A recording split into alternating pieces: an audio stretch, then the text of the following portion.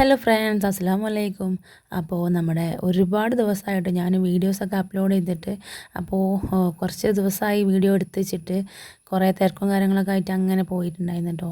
അപ്പോൾ ഇന്ന് നമ്മൾ ചെയ്യാൻ വേണ്ടി പോകുന്നത് മഴക്കാലം തുടങ്ങി. അപ്പോൾ മാങ്ങ സീസണൊക്കെ കഴിയാറായി. പക്ഷേ കുറച്ച് മുമ്പ് ഞാൻ എടുത്ത് വെച്ചതായിരുന്നു കേട്ടോ അത്. എങ്കിലും ഇപ്പോഴും മാങ്ങ അവൈലബിൾ ആണ്. അപ്പോൾ ഈ ഒരു മാംഗോ വെച്ചിട്ട് നമുക്കൊരു അടിപൊളി ഡിഷ് തയ്യാറാക്കാം കേട്ടോ. നമുക്ക് പെട്ടെന്ന് വീട്ടിൽ തന്നെ തയ്യാറാക്കാൻ പറ്റുന്നതാണ്. അപ്പോൾ എല്ലാവരും ട്രൈ ചെയ്ത് നോക്കണം കേട്ടോ. നമ്മുടെ ചാനൽ ആദ്യമായിട്ട് കാണുന്നവരുണ്ടെങ്കിൽ ഒന്ന് സബ്സ്ക്രൈബ് ചെയ്ത് സപ്പോർട്ട് ചെയ്യാം കേട്ടോ.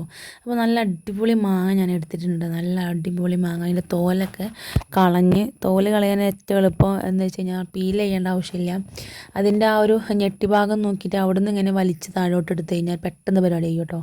അപ്പോൾ ഞാൻ ഏറ്റവും ഈസി ആയിട്ട് ചെയ്യാറ് അങ്ങനെയാണ്. അങ്ങനെ ആകുമ്പോൾ തോല് ചെത്തേണ്ട ആവശ്യമില്ല, പെട്ടെന്ന് പരിപാടി ചെയ്യും.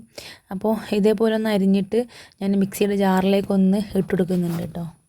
ഇനി ഇതാ നമ്മൾ ഒരു കുഞ്ഞു കുഞ്ഞു കഷ്ണം നമുക്ക് കടിക്കാൻ വേണ്ടിയിട്ട് കുറച്ച് കഷ്ണം ഞാൻ അരിഞ്ഞത് മാറ്റി വെക്കുന്നുണ്ട് കേട്ടോ. പിന്നെ അതാ അമുലിൻ്റെ ഫ്രഷ് ക്രീം എടുത്തിട്ടുണ്ട്. പിന്നെ മിൽക്ക് മെയ്ഡ് എടുത്തിട്ടുണ്ട്. പിന്നെ കുറച്ച് പഞ്ചസാര മധുരത്തിന് കേട്ടോ.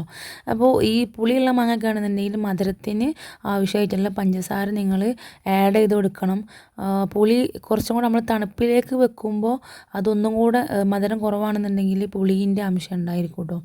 അപ്പോൾ കഴിക്കാൻ ടേസ്റ്റ് ഉണ്ടാവില്ല. അപ്പോൾ മധുരത്തിൻ്റെ അളവിനനുസരിച്ച് മധുരം ഒന്ന് ഇട്ട് കൊടുക്കണം കേട്ടോ. മിൽക്ക് മെയ്ഡ് ഒരു 2 സ്പൂൺ ഞാൻ ഒഴിച്ചു കൊടുക്കുന്നുണ്ട്. അതേപോലെ 2 സ്പൂണ് വിപ്പിംഗ് ക്രീമാണ് ഒഴിച്ചു കൊടുത്തിട്ടുള്ളത് കേട്ടോ. അപ്പോൾ 1 കപ്പ് മാങ്ങയാണ് എടുത്തിട്ടുണ്ടായിരുന്നത് കേട്ടോ. അപ്പോൾ അതിനനുസരിച്ച് നിങ്ങൾ ചെയ്യുക. പിന്നെ നിങ്ങളുടെ ആ ഒരു ക്വാണ്ടിറ്റിക്ക് അനുസരിച്ചിട്ട് നിങ്ങൾക്കത് അളവിൽ വ്യത്യാസം വരുത്താവുന്നതാണ് കേട്ടോ. മധുരം നമ്മൾ മിൽക്ക് മെയ്ഡ് ഇടുന്നതനുസരിച്ചിട്ട് പഞ്ചസാര ഉപയോഗിച്ചാൽ മതി കേട്ടോ. കുറച്ച് പാലും കൂടെ ആഡ് ചെയ്തിട്ടൊന്ന് നന്നായിട്ടൊന്ന് സ്പൂൺ വെച്ചൊന്ന് മിക്സാക്കി കൊടുക്കുക. ഒരു ചെറിയൊരു ലൂസ് കൺസിസ്റ്റൻസി കിട്ടാൻ വേണ്ടിയിട്ടാണ് കേട്ടോ. ഇനി പഞ്ചസാര ആവശ്യത്തിന് ഇട്ട് കൊടുക്കുക. എന്നിട്ട് ഇതെല്ലാം കൂടെ ഒന്ന് മിക്സാക്കി നന്നായിട്ടൊന്ന് അടിച്ചെടുത്തിട്ട് വരാം കേട്ടോ. ഒരു ക്രീമി ടെക്സ്ചർ ആയിക്കോട്ടെ കേട്ടോ. അപ്പോൾ ഞാനിതാ ഒരു ഐസ്ക്രീമിൻ്റെ ഒരു ബൗളാണ് എടുത്തിട്ടുള്ളത്. ഒരു ബോക്സാണ് എടുത്തിട്ടുള്ളത് കേട്ടോ. അതിലേക്ക് ഞാൻ സെറ്റാക്കി കൊടുക്കുന്നുണ്ട് കേട്ടോ.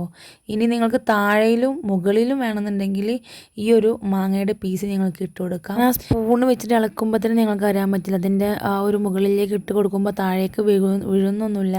കാരണം അത്രത്ത് തന്നെ കട്ടിയുണ്ട് കേട്ടോ. ഇത് കട്ടി കുറക്കാന്നുണ്ടെങ്കിൽ കുറക്കുകയും ചെയ്യാം. കട്ടിയിലാണെന്നുണ്ടെങ്കിലും കുഴപ്പമൊന്നുമില്ല. നമ്മൾ നേരെ ഐസിങ് ചെയ്യുമ്പോൾ അതിൻ്റെ ഐസിലേക്ക് വെച്ചെടുത്ത് കട്ടായിട്ട് വരുമ്പോൾ ഫ്രീസ് ചെയ്യുമ്പോൾ അതിൻ്റെ ആ ഒരു വിഷയമൊന്നും ഉണ്ടാവില്ല കേട്ടോ. അപ്പോൾ ഒന്നും കൂടി ചെറുതാക്കണമെന്നുണ്ടെങ്കിൽ നിങ്ങൾക്ക് ഒന്നും കൂടി ചെറുതാക്കാം. ഞാനിപ്പോൾ ഇത്രയും ആക്കിയിട്ട് ഇതൊന്ന് അടച്ചിട്ട് ഒന്ന് ഫ്രീസ് ചെയ്ത് സാധനം ഉണ്ട്. അടിപൊളി റെഡി ആയിട്ടുണ്ട് കേട്ടോ. അടിപൊളി വെച്ചാൽ അടിപൊളി.